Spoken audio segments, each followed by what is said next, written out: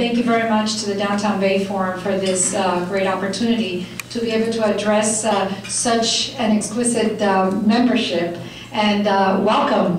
We have our own employees here, and we have the members of the SEIU. And Martha, thank you very much for being here. I guess you can also partake in what our life is all about at Jackson Health System, just a little bit, because I've been doing a lot of the engagements, speaking engagements around our own community, because one of the things that I don't like to say ran, because this is not a political appointment and I did not run a campaign, but when I was undergoing the search for the president and CEO, one of the things that I was committed to was grassroots efforts.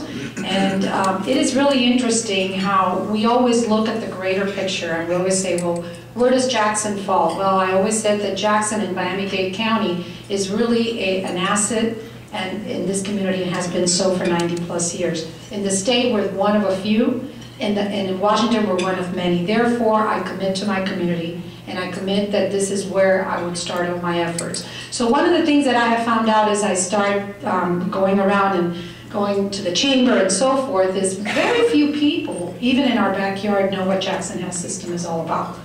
And you always think of Jackson and think of Jackson, Maine, and I'm a product of Jackson. You know, I trained there and I studied there, and I'm very proud of that, because as a physician, I can tell you that once you leave Jackson, we always say that whatever you didn't learn there, you're going to learn through osmosis, because you just have to go to work and you will be able to see the many things. And we're very fortunate when we compare our training to other individuals that train elsewhere of how important and what an asset Jackson is. So Jackson Health System it's really a 6-hospital system. Everyone thinks of Jackson, Maine, or Jackson North and South, but we are a 6-hospital system. We have Jackson, Maine, which is the main hub of the University of Miami, the teaching hospital. We have Holtz Children's Hospital. We do have a children's hospital. Although it's not self-standing, it's a hospital within a hospital. It used to be a department of pediatrics, but now we have our own identity. We have a children's hospital. We have a behavioral mental hospital that I know our colleagues here know very well, and we have partnered and we have worked together. We have the rehab hospital, all those being at the main campus, and then we have Jackson North and Jackson South. Jackson North that we acquired in 2006, and then Jackson South that was acquired in 2001, which are the community hospital. We now have 2 academic affiliates. We have the University of Miami, which is a 50+ relationship, as you all know, that Jackson Memorial has had. And now we have a new academic affiliate, which is the Florida International University College of Medicine, which the main hub of FIU teaching is at Jackson North. We also have primary care clinics. We also run 2 nursing homes. We have correctional medicine, on and on and on. And obviously one of our greatest assets is 12,000 employees. So we are a very complex family, and in complexity comes a lot of challenges, especially when you layer that on what's happening in our economy, what's happening in our environment. Like I said, there's no easy answer. And we all here that are sitting around this room that are in healthcare know that healthcare of all has been at the forefront of Washington. And it is at the forefront of Washington because of the cost. So that said, when I stepped in on June 1st as President and CEO, I was faced with we as an organization, Mr. Copeland, we were faced with a deficit of $168 million.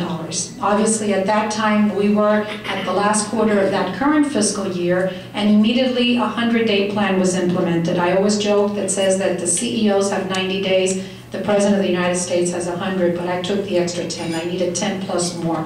So I took a 100-day plan, and we implemented 4 basic elements to be able to close the gap as much as possible.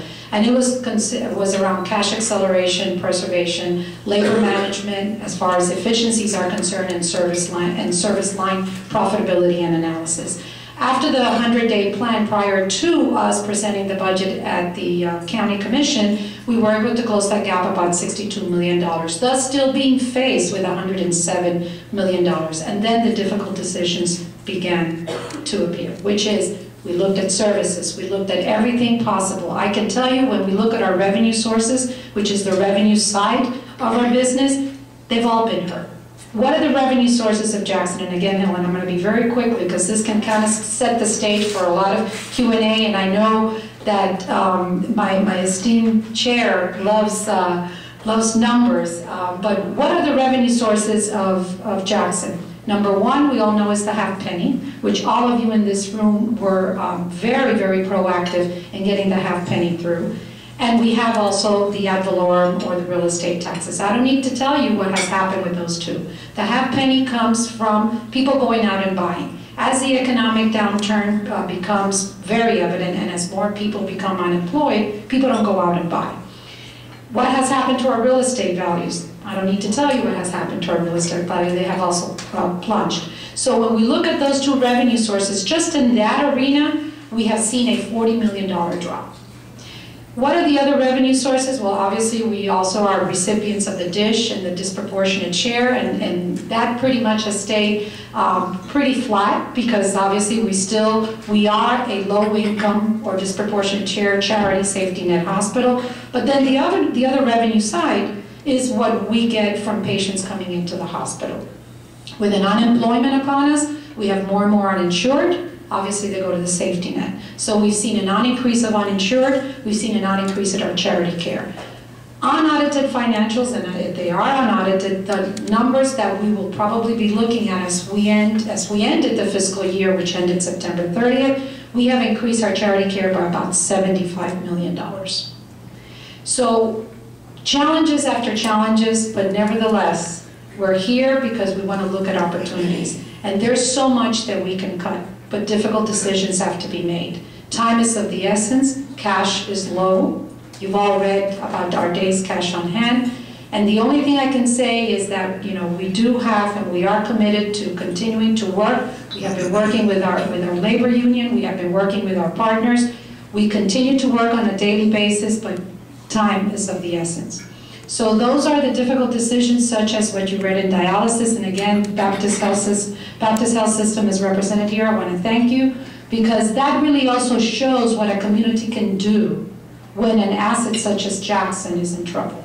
And I think that this would be the beginning, because I don't think we're going to see any turnaround anytime soon. And the only thing I can say is that you have a group of individuals, physicians, employees, nurses, staff, etc., that are committed, and an incredible board. And I would like to acknowledge at this time Joaquin Del Cueto, who is also on our board, that are committed to work, but most importantly are committed for the survival. But not only the survival of Jackson, but a Jackson that will thrive and that will be here 90 more plus years. I want to thank you again for this opportunity, and after Mr. Copeland speaks, I will welcome all the questions. Thank you again.